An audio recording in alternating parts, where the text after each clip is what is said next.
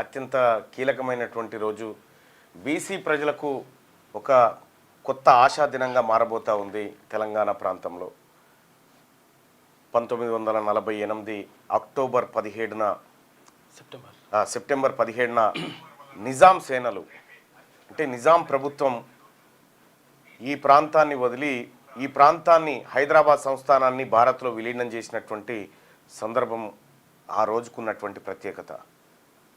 So రేపు తాజ్ కృష్ణ హోటల్లో బీసీల సరికొత్త రాజకీయ పార్టీ ఆవిర్భావం ఏదైతే ఉందో ఈ ఆవిర్భావం అత్యంత కీలకమైనటువంటి అంశాలను ప్రజల ముందుకు తీసుకురాబోతూ ఉంది.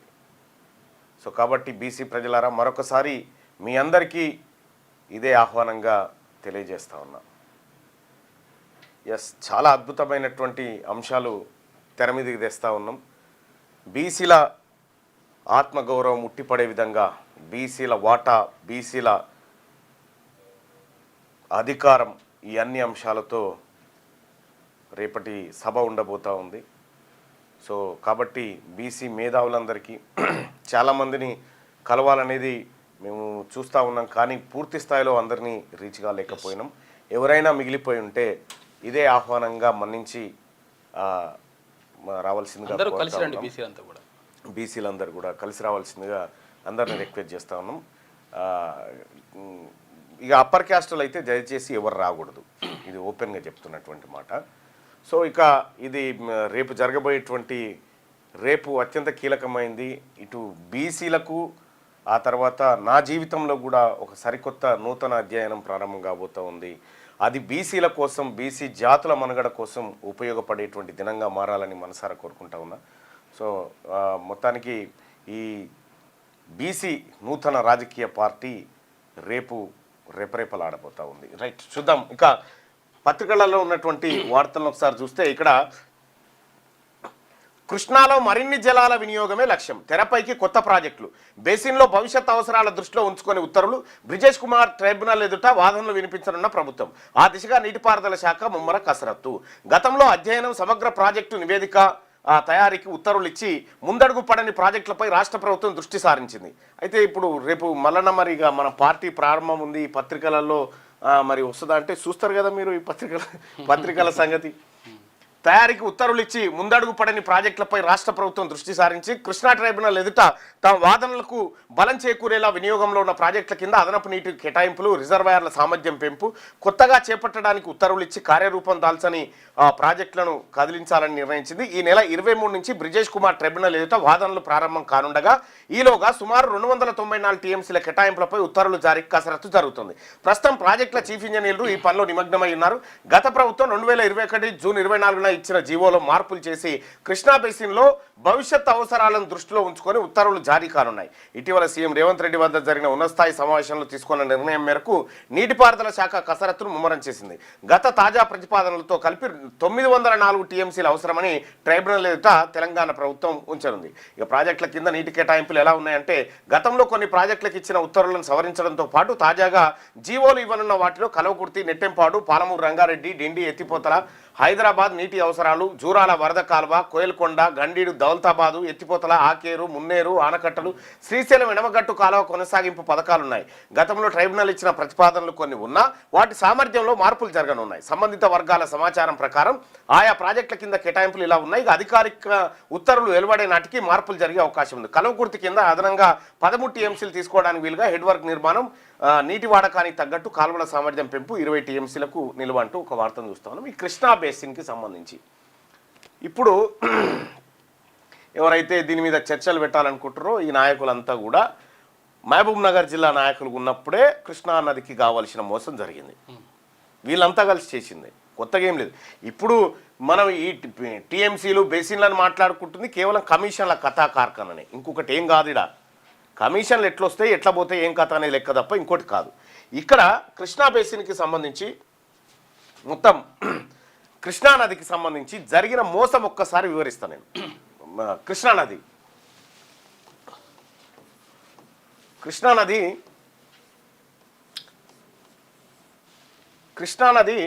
నీకు మహారాష్ట్రలో పుడుతుంది. మహారాష్ట్రలో పుట్టి మహారాష్ట్ర నుంచి ఆ తర్వాత కర్ణాటక, ఆ తర్వాత ఆంధ్రప్రదేశ్, తెలంగాణ ఆ తర్వాత ఆంధ్రప్రదేశ్ ఇట్లా నాలుగు రాష్ట్రాల గుండగా ఇట్లా పోతుంది. పోయినటువంటి సందర్భంలో అసలు కృష్ణా జలాల్లో ఎవరి వాటా ఎంత? ఇప్పుడు సరే ఏపీ అది కర్ణాటక మహారాష్ట్ర ఈ 2 వాటాలు ఒకసారి చూస్తే మనం కర్ణాటకకు 700 టీఎంసీలు కేటాయించింది ఇదే బ్రిజేష్ కుమార్ ట్రిబ్యునల్. కర్ణాటకకు 700 టీఎంసీలు, మహారాష్ట్రకు 560 టీఎంసీలు, మహారాష్ట్రకు 560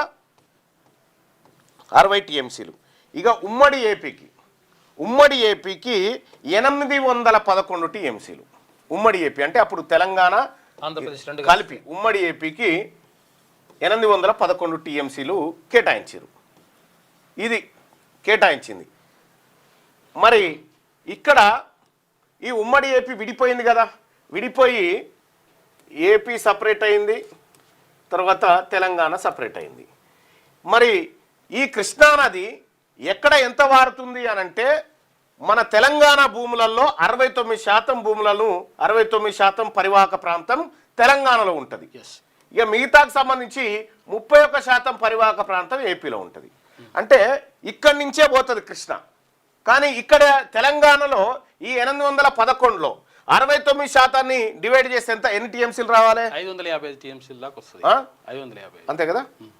మనకు వాస్తవానికి రావాల్సింది ఎంత? 555 టీఎంసీలు రావాలి. కానీ వస్తుంది ఎంత? 299 టీఎంసీ. వస్తున్నాయో లేవో తెలియదు కానీ దీనికి సంతకం పెట్టొచ్చుండు కాక. ఇది ఇప్పుడు అయితే వాస్తవానికి వీళ్ళకి ఎంత రావాలా? దీంట్లో కూడా కర్ణాటక మహారాష్ట్ర తెలంగాణ ఏపీ అన్ని కలిపి అంటే ఈ మూడు కలిపి 15 టీఎంసీలు తెలుగు గంగా ప్రాజెక్టు కింద మద్రాసుకి ఇవ్వాలి. తాగునీటి కోసం ఇవ్వాలి. అయితే పోతిరెడ్డిపాడు నుంచి తీసుకుపోయి ఇవ్వాలి. కానీ ఇక్కడ జరిగిన మోసం ఏంటంటే ఇప్పుడు రేవంత్ రెడ్డి గారు చెప్తా ఉన్నారు కదా, ఈ ప్రాజెక్టులన్నింటినీ మేము ఇట్లా చేస్తాం అట్లా చేస్తాం. 42 సంవత్సరాల కింద మొదలు పెట్టినటువంటి ఎస్ఎల్బిసి పొక్కనే ఇల్లు తవ్వలే. 14 కిలోమీటర్లు 10 కిలోమీటర్ల పొక్కనే తవ్వనటువంటి పాలమూరు పాలకులు వీళ్ళు మొత్తం ఇప్పుడు కృష్ణానదిలో అదనంగా టీఎంసీలు ఎట్లా వాడుకోవాలని ఉన్న టీఎంసీలు వాడుకునే దిక్కులేదు. ఇక్కడ మనకు రావాల్సినటువంటి వాటా ఇది, వస్తున్న వాటా గిది ఎన్నడని అడిగినామా? ఏపీతో ఎందుకు అడుగుతలేం మనం? ఎందుకు అడుగుతలేదు ఈ మాట? పోతిరెడ్డిపాడి కాడ నుంచి 15 టీఎంసీలు మాత్రమే తీసుకుపోవాలి. కానీ పోతిరెడ్డి దగ్గర నుంచే 300 టీఎంసీలు ఎత్తుకపోతుంది ఏపీ. 300 టీఎంసీలు, 15 టీఎంసీలు ఎక్కడ, 300 టీఎంసీలు ఎక్కడ? ఎంత కాలం పోతుంది ఎరికేనా? అసలు శ్రీశైలం ప్రాజెక్టు ఉన్నది కరెంట్ ఉత్పత్తి కోసం. కరెంట్ ఉత్పత్తి కోసం ఉన్న శ్రీశైలం ప్రాజెక్టు నుంచి ఇప్పుడు తీసుకుపోతుంది 300 టీఎంసీలు ఎత్తుకపోతుంది. ఇగో పోతిరెడ్డిపాడు కాలువ ఎట్లా పోతుంది అంటే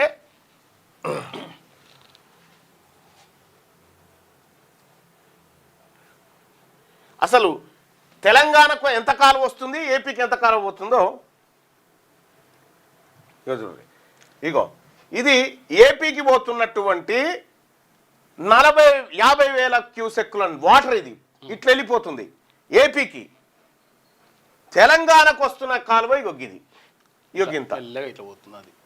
తెలంగాణకు వస్తున్న కాలువ ఇగో గిట్ల వస్తుంది, ఏపీకి పోతున్న కాలువ ఇగో గిట్ల పోతుంది.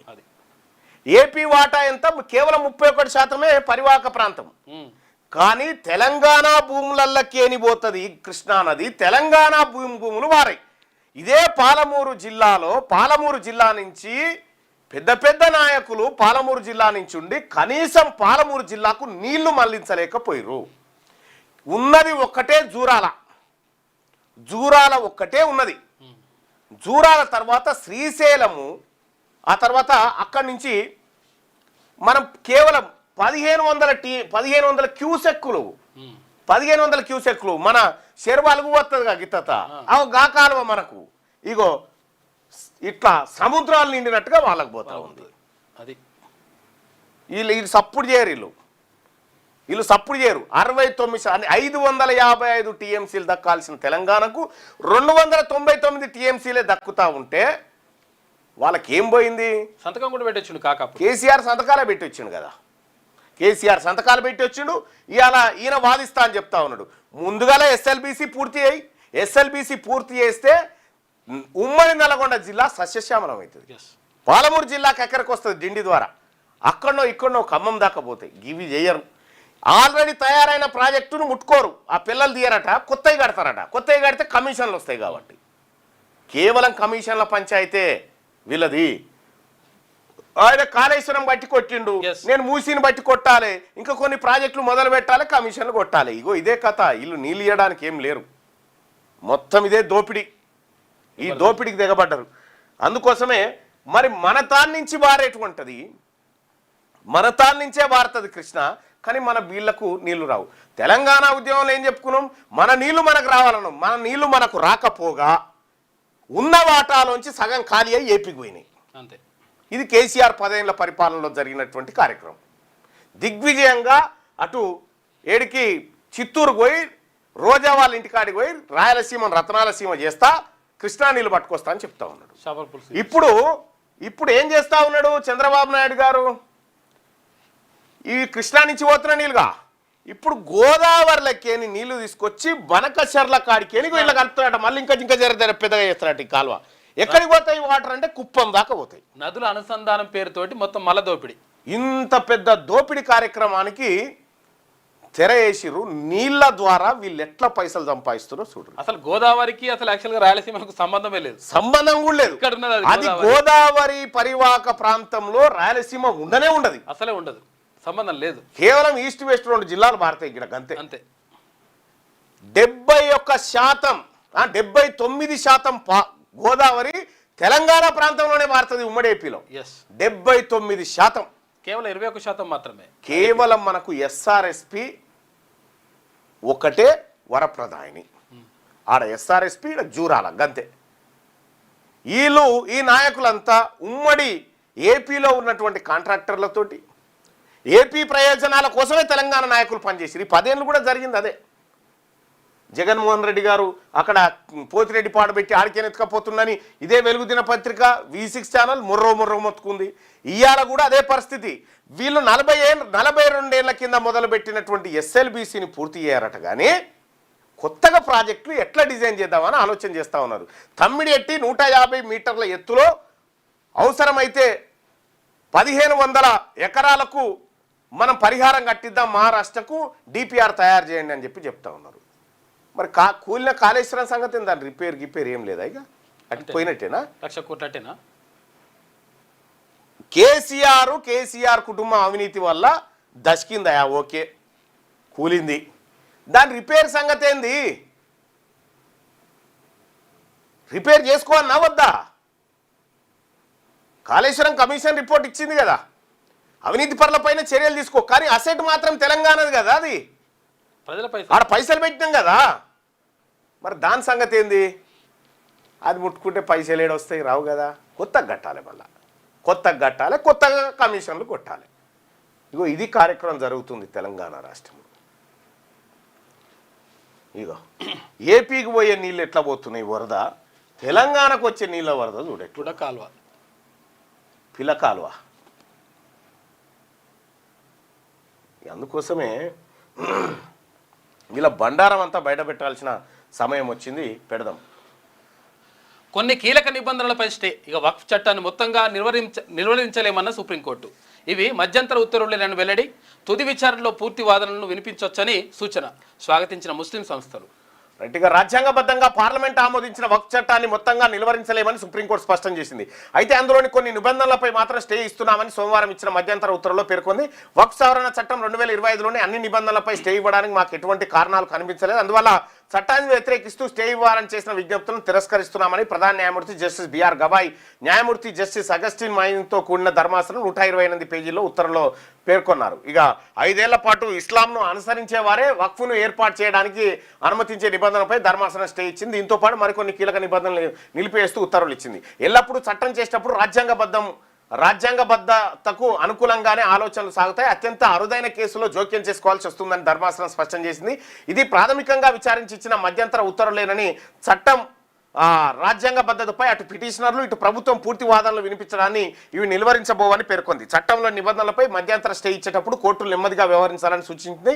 ప్రస్తుత కేసులో పిటిషనర్ల ప్రయోజనాల రక్షణకు భాగస్వాముల ఈక్విటీలకు సమతూకం చేయడానికి కొన్ని నిబంధనలపై స్టే ఇస్తున్నామని తెలిపింది. సుప్రీంకోర్టు ఉత్తర్వులను ముస్లిం సంస్థలు స్వాగతించాయి. కీలక నిబంధనలపై స్టే ఇవ్వడాన్ని స్వాగతిస్తూనే ఈ కార్యక్రమాలు చేస్తాయి. ఇక అక్రమం జరిగిందని తేలితే బీహార్ ఎస్ఐఆర్ను రద్దు చేస్తాం. ఎన్నికల సంఘాన్ని సుప్రీం హెచ్చరిక. అక్టోబర్ 7న తుది విచారణ చేపట్టబోతామట. అక్రమం 100% జరిగింది. బతుకున్న వాళ్ళనే సచ్చినట్టుగా చూపించారు. 65 లక్షల ఓట్లు తీసేసి వీధి దీపాలపై పక్కాగా లెక్క, ప్రతి లైట్ వెలగాలి, అవసరమైన టెండర్లు పిలవాలని సీఎం రేవంత్ రెడ్డి ఆదేశం. రాష్ట్రంలోని అన్ని గ్రామాలు పురపాలక సంఘాల్లో వీధి దీపాలపై పక్కాగా పర్యవేక్షణ ఉండాలని ముఖ్యమంత్రి రేవంత్ రెడ్డి ఆదేశించారు. అవసరమైన ఇప్పుడు ఎలక్షన్ లోకల్ బాడీ ఎలక్షన్లు అయిపోయేదాకానే తెలియాలి. తర్వాత వెలిగినా వెలగకపోయినా పెద్దగా ఇప్పటి వరకు అయితే జర చూడరు అని చెప్తున్నారు. ఊర్లలో సంక్షోభం ఉన్నా ఎక్కువ ఉద్యోగాలు ఫార్మా రంగంలోనే. ప్రారంభ వేతనమే కొలమానం కాదు. అనుభవం తర్వాత భారీగా ప్యాకేజీ. ఈనాడుతో నైపర్ గువాహటి డైరెక్టర్ ఆచార్య యుఎస్ఎన్ మూర్తి అంటూ ఒక వార్తను చూస్తాం. కోర్సు పూర్తి కాగానే ప్రాంగణ నియామకాల్లో ప్రారంభ వార్షిక వేతనం ఒక్కటే చూడొద్దు. ఐటీ పరిశ్రమ తరహాలో భారీ ప్యాకేజ్ ఉండకపోవచ్చు. ఎంతటి ఆర్థిక సంక్షోభం ఉన్నా అధిక శాతం మందికి ఉద్యోగాలు వచ్చే రంగాల్లో ఫార్మా రంగం ఒకటే అని చెప్పేసి అని అంటున్నాడు. ఇక నేటి అర్ధరాత్రి నుంచి ఆరోగ్యశ్రీ సేవలు నిలిపివేత, ప్రైవేట్ ఆసుపత్రుల్లో బంద్ చేస్తున్నట్లు టీఏఎన్హెచ్ఏ ప్రకటన. రాష్ట్ర వ్యాప్తంగా మంగళవారం కళాశాలల బంద్ విరమణ అయిపోయింది. ఇప్పుడు ఈ 2 రంగాలను మోసం చేసిండు. విద్యా ఉద్యోగం. పోయినసారి కామారెడ్డి డిక్లరేషన్ లో 20,000 కోట్ల రూపాయలు ప్రతి ఏడాది బీసీలకు బడ్జెట్ పెడతామని చెప్పిండా. ఫస్ట్ బడ్జెట్ లో 9,200 కోట్లు పెట్టి ఖర్చు పెట్టింది ఎంత ఎరికైనా 2,000 కోట్లు.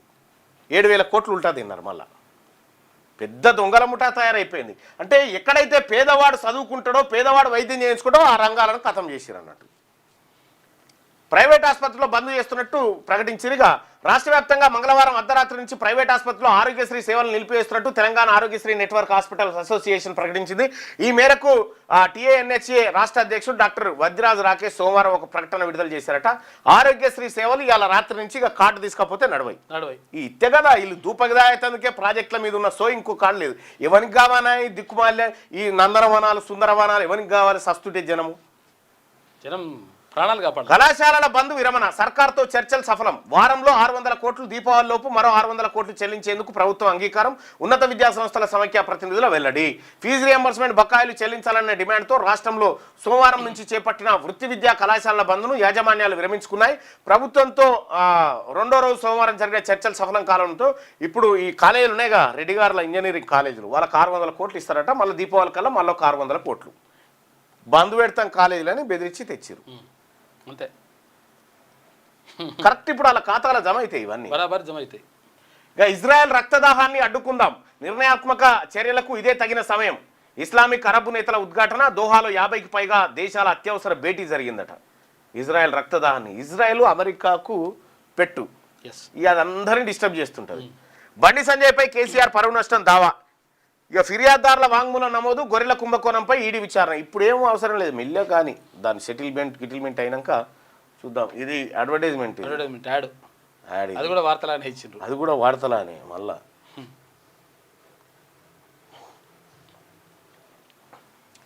ఇక వక్ఫ్ బోర్డులో మెజార్టీ సభ్యులు ముస్లింలే ఉండాలి.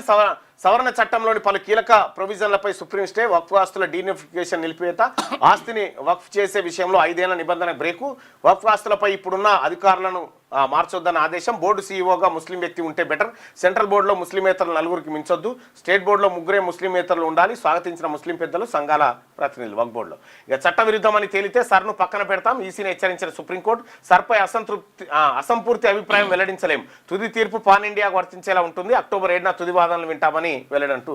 ఫస్ట్ దాన్ని సెట్ చేయకపోతే ఈ దేశంలో ఎలక్షన్ ఎవరు నమ్మడిగా కష్టం. అవును. ఇండియా పాక్ మధ్య షేక్ హ్యాండ్ వివాదం. ఇక ఆసియా కప్ లో ఇండియా పాక్ జట్ల మధ్య చోటు చేసుకున్న షేక్ హ్యాండ్ వివాదం ఇంటర్నేషనల్ క్రికెట్ ను కుదిపేస్తుంది. ఈ మ్యాచ్ కు రెఫరీగా పనిచేసిన ఆండీ ఫెక్రాఫ్ట్ ను టోర్నమెంట్ ప్యానల్ నుంచి తొలగించకపోతే ఆసియా కప్ నుంచి తప్పుకుంటామని పీసీబీ హెచ్చరించినట్టుగా తెలుస్తా ఉందట. షేక్ హ్యాండ్ ఇచ్చుకోలేదండి.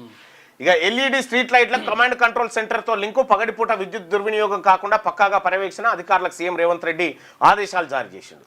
ఇక ఫీజు బకాయిలు రిలీజ్కు ఓకే, వెంటనే 600 కోట్లు విడుదల చేసేందుకు ఒప్పుకున్న సర్కారు, ప్రైవేట్ కాలేజీల మేనేజ్మెంట్లతో చర్చలు సఫలం, బంద్ విరమిస్తున్నట్టు ఫతీ ప్రకటన ఓకే.